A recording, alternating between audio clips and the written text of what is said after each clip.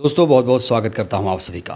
पश्चिम बंगाल में 29 अप्रैल को दूसरे चरण की वोटिंग है, लेकिन इस बीच पश्चिम बंगाल से हैरान कर देने वाली खबर सामने आ रही है। अब विपक्ष के नेताओं के खिलाफ वहां ईडी की कार्रवाई शुरू हो गई है। वहीं आम आदमी पार्टी छोड़ बीजेपी ज्वाइन करने वाले राघव चड्ढा का भी खुला विरोध हो गया है। उनके सोशल मीडिया अकाउंट पर इस समय 10 लाख लोगों ने उन्हें अनफॉलो कर दिया है विचारधारा बदलने की वजह से। वहीं एक्स मुस्लिम बनकर मुसलमानों के खिलाफ नफरत फैलाने वाला सलीम अब एक मासूम बच्चे का हत्यारा निकला है। इस खबर पर भी बात करेंगे, लेकिन सबसे पहले बात दोस्तों बीजेपी के मुख्यमंत्री, राजस्थान के मुख्यमंत्री भजन लाल शर्मा की। भजन लाल शर्मा ने आज वो किया जो कोई सोच भी नहीं सकता है। आज भजन लाल शर्मा ने, कहा जा रहा है, भरे मंच पर सीजीआई के सामने जो कुछ भी कहा है उससे कहा जा रहा है सीजीआई का अपमान हुआ है। सोशल मीडिया पर एक वीडियो इस समय वायरल हो रहा है। दोस्तों सबसे पहले आप ये वीडियो देखिए।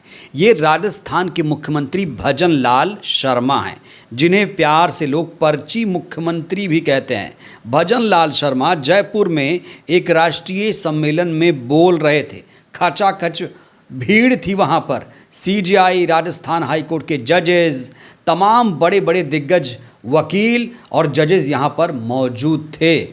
स्वागत सम्मेलन के दौरान देश के सीजीआई के लिए ऐसे शब्दों का प्रयोग किया, जिसके बाद भजन लाल शर्मा ट्रोल हो गए।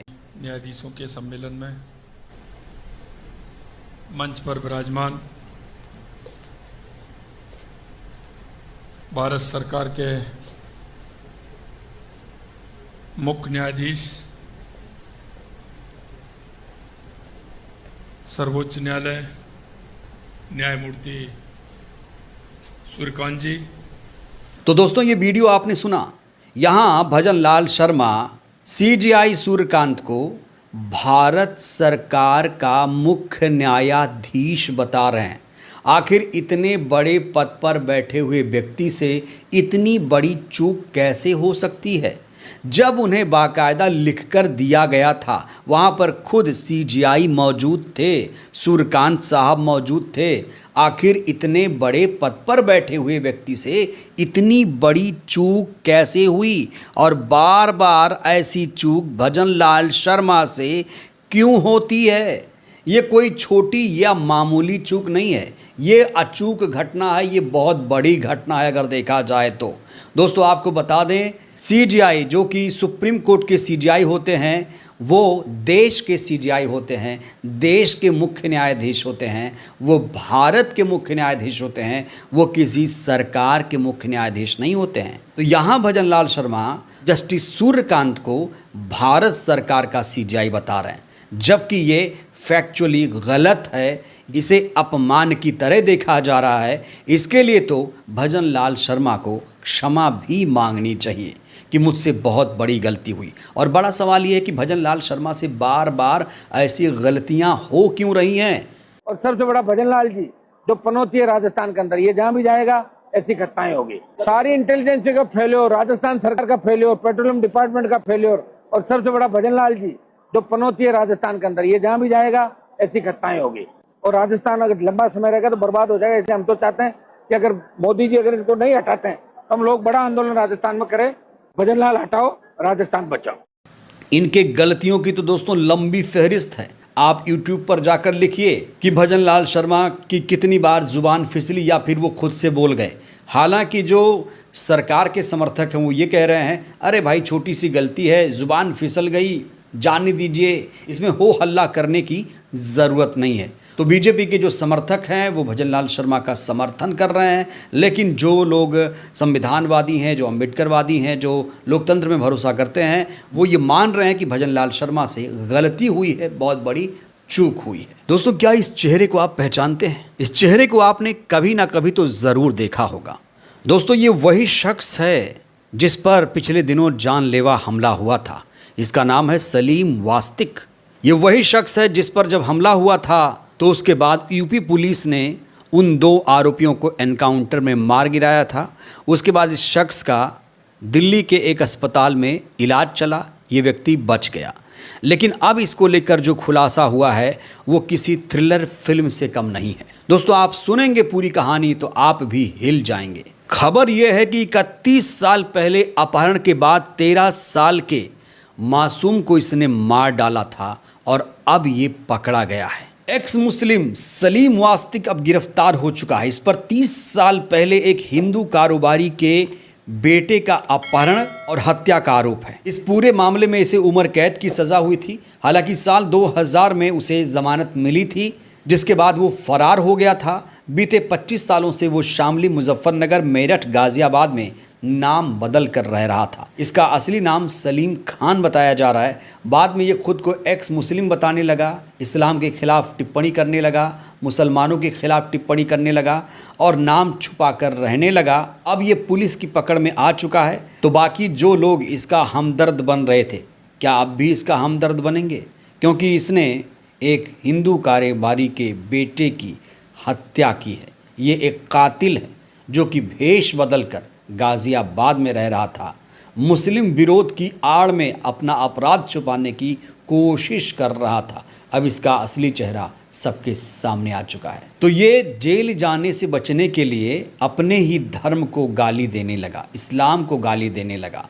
लेकिन हैरानी की बात यह है कि इसने लगातार इस्लाम को और मुसलमानों को टारगेट किया, लेकिन कभी भी इसके खिलाफ कोई कार्रवाई नहीं हुई। लेकिन बड़ा सवाल ये है कि डबल इंजन सरकार होने के बावजूद जो खुद सत्ताधारी पार्टी का समर्थक हो, वो आखिर गिरफ्तार कैसे हो सकता है? इसको लेकर प्रियंका देशमुख ने एक पोस्ट किया है। उन्होंने लिखा है कि इस आदमी को एक मर्डर केस में आजीवन कारावास हुआ था, फिर इसने जेल ब्रेक किया और अपने साथियों के साथ फरार हो गया। आज इसको भागे 25 साल हो गया, तब जाके पुलिस ने इसको पकड़ा। पिछले कुछ दिनों से ये अपना पहचान बदल कर खुद को एक्स मुस्लिम होने का दावा करता था।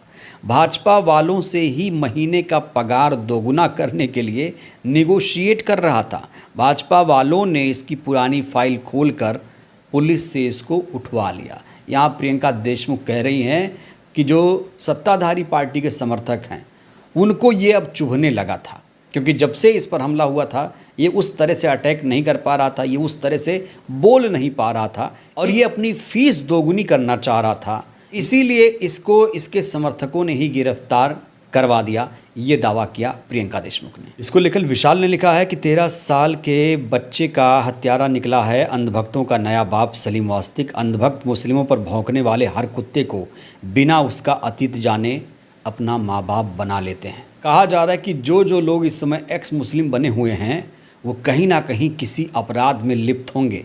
अपना अपराध छुपाने के लिए वो लोग ऐसी हरकतें कर रहे हैं जिससे उनको सत्ता का संरक्षण मिल जाए।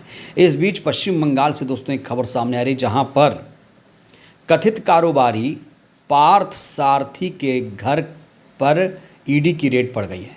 29 अप्रैल को चुनाव है और चुनाव के पहले पार्थ सारथी के ठिकानों पर ईडी की रेड हो गई है। और आपको बता दें, इस समय ईडी पर यही आरोप लग रहा है कि ईडी सत्ताधारी पार्टी के लिए पूरी तरीके से काम कर रही है।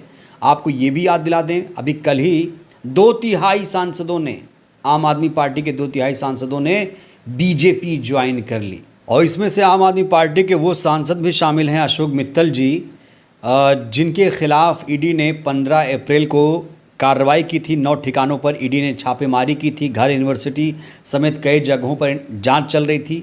ईडी छापेमारी के ठीक 10 दिन बाद अशोक मित्तल ने आप छोड़कर बीजेपी ज्वाइन कर लिया। अशोक मित्तल पर मनी लॉन्ड्रिंग के आरोप थे, जिसमें ईडी ने छापेमारी की थी। अब पश्चिम बंगाल में भी ऐसा ही हो रहा है। विपक्ष के नेताओं पर लगातार ईडी की कार्रवाई चल रही है और आपने एक सीरीज़ भी देखी होगी कि जिन जिन पर आरोप लगा, ईडी की कार्रवाई अगर उन पर हुई तो फिर बाद में वो सत्ताधारी पार्टी के साथ चले गए, उसके बाद उनके सारे दाग धुल गए। बहरहाल दोस्तों, इस वीडियो में इतना ही। जिस तरीके से राजस्थान के सीएम भजन लाल शर्मा ने सीजीआई सूर्यकांत को भारत सरकार का मुख्य न्यायाधीश कहा है, उनके इस बयान को लेकर आप लोग क्या सोचते हैं? और क्या वाकई ईडी अब सत्ताधारी पार्टी के लिए ही काम कर रही है? राय दीजिएगा। धन्यवाद।